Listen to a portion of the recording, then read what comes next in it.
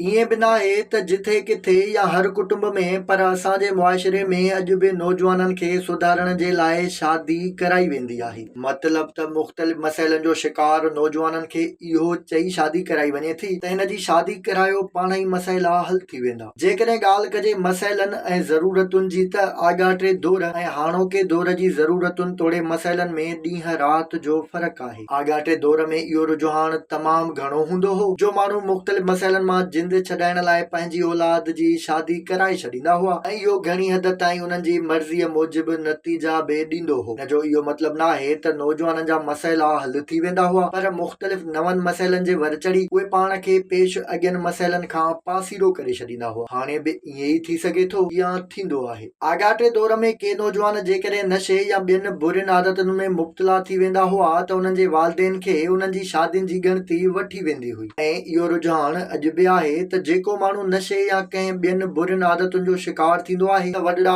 वालिदेन तोड़े मिट माइट इहो सम्झंदा आहिनि त हिन जी शादी करायो पाण ई सभु मसइला हल थी वेंदा। अॼु असां अव्हांखे उहे 6 वॾा मसइला ॿुधाईंदासीं जिन खे आम तौर ते सम्झियो वेंदो आहे त शादीअ खां पोइ हल थी वेंदा, पर हक़ीक़त में उहे कंहिंजी ज़िंदगी तबाह करण खां सवाइ ॿियो कुझु बि नाहिनि हूंदा। घणे क़दुरु ॾिठो वियो आहे त जवानीअ जे चोट ते पतल केतिरा ई छोकिरा कॾहिं कॾहिं छोकिरियूं बि नशे आवर शयुनि में पइजी वेंदा या वेंदियूं आहिनि। उन्हनि जा वालिदेन उन्हनि जे अहिड़े ख़राब रवैये या आदतुनि मां जिंद छॾाइण लाइ को इलाज या काउंसलिंग करण बदिरां उन्हनि जी शादी कराए छॾींदा आहिनि। थींदो इहो आहे त उहे शादीअ जे मसइलनि में जकड़िजी वेंदा आहिनि ऐं उन्हनि जा वालिदेन सम्झंदा आहिनि त हाणे उहे सुधरी विया आहिनि, पर हक़ीक़त में उन्हनि जा शादीअ खां पोइ पैदा थियल मसइला उन्हनि जे अॻे मसइलनि खां वधीक ॾुखिया हूंदा आहिनि, जंहिंजे करे उहे उन्हनि खे नज़रअंदाज़ करे छॾनि था ऐं वालिदेन सम्झंदा आहिनि त शादीअ जा हाकारी असर थिया आहिनि। केतिरा ई भेरा अहिड़ा तजुर्बा नाकाम बि थींदा आहिनि जंहिंजे करे नौजवाननि तोड़े छोकिरियुनि जूं ज़िंदगियूं बि तबाह थी वेंदियूं आहिनि। घुमण फिरण ऐं दोस्तनि जी महफ़िलुनि में घणो वेहण या खणी ईअं चइजे त फुज़ूलियात बि नौजवाननि जो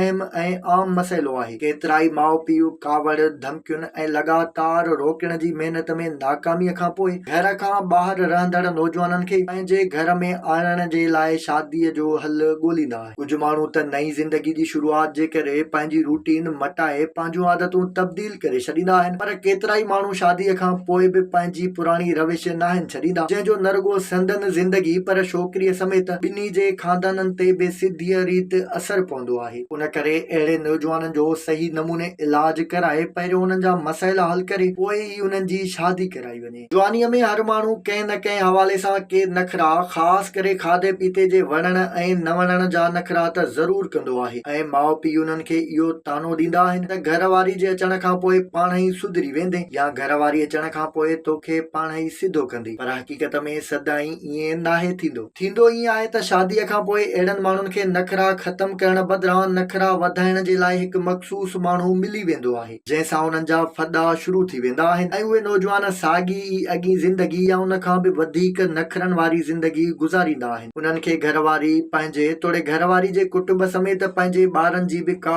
परवाह नाहे हूंदी। उन करे नखरा ख़तम करण लाइ बि शादीअ खे हल न सम्झियो वञे। इहा त आम चवणी हूंदी आहे त जिथे ॿ थांव हूंदा त खड़को बि हूंदो। इहो ई सबबु आहे त जंहिं घर में ॿ नौजवान हुजनि उन में झेड़ो न हुजे ईअं थी नथो सघे, पर हर हंधि बि ईअं नाहे हूंदो। केतिरनि ई घरनि में नंढियुनि नंढियुनि ॻाल्हियुनि ते तू तू में थींदी रहंदी आहे ऐं केतिरा ई नौजवान भाइर तोड़े भेनरूं हिक ॿिए सां मुंहमारी कंदा रहंदा आहिनि। माउ पीउ केतिरनि ई कोशिशुनि जे बावजूद जॾहिं उन्हनि जूं अहिड़ियूं आदतूं नाहिनि कढी सघंदा त उन्हनि वटि उन जो बि हल वञी संदन शादियूं कराइण बचंदो आहे। साॻी रीति केतिरा ई माण्हू ज़िंदगी जी नई शुरूआत जे करे मटिजी बि वेंदा आहिनि, पर केतिरा ई वरी घर में आयल छोकिरीअ जे लाइ बि मसइलो बणिजी वेंदा आहिनि। केतिरा ई माण्हू जिथे जवानीअ में दोस्तनि सां वक़्तु गुज़ारण ऐं समाजी सरगर्मियुनि जा कोॾिया हूंदा आहिनि, उते वरी केतिरा ई माण्हू अकेला ई पसंदि कंदड़ पिण हुजनि था। केतिरा ई मिट माइट माउ पीउ ऐं दोस्त यार उन्हनि जी अकेलाई ख़तम करण लाइ मुख़्तलिफ़ कोशिशूं कंदा आहिनि, पर जॾहिं उन्हनि जो रवैयो नाहे मटिबो त उन्हनि जो हल बि शादीअ खे सम्झियो वेंदो आहे। घणे क़दुरु माण्हू अहिड़े मसइलनि जो शिकार नौजवाननि लाइ शादी खे बहितरीन हल या नुस्ख़ो सम्झंदा आहिनि, जेको इंतिहाई ख़तरनाक ऐं ग़लति फ़ैसिलो हूंदो आहे। इन जाइ ते बि केतिरा ई माण्हू नई ज़िंदगी जी शुरूआत थियण ते मटिजी बि वेंदा आहिनि, पर केतिरनि ई माण्हुनि जी गहरी अकेलाई संदन जीवन साथीअ जी ज़िंदगी बि तबाह करे छॾींदी आहे।